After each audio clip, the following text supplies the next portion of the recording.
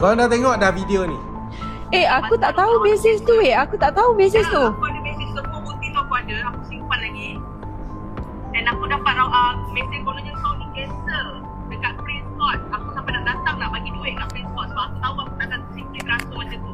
Aku ada pengalaman yang lebih kurang sama macam dalam video ni tau. Cuma dia berbeza sikit. Korang yang akaun dia dah lebih daripada 5,000 follower, korang hati-hati sebab korang adalah target seterusnya. Cerita dia macam ni tau. Mula-mula diorang akan PM kau tau.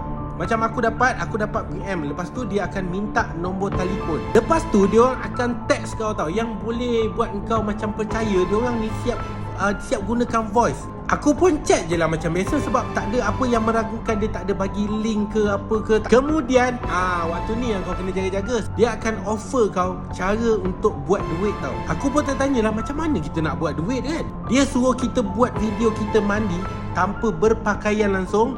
Kemudian dia akan bagi kita 100. Aku dah send, dia tak transfer pun. Korang hati-hatilah dengan diorang punya modus operandi. Modus operandi.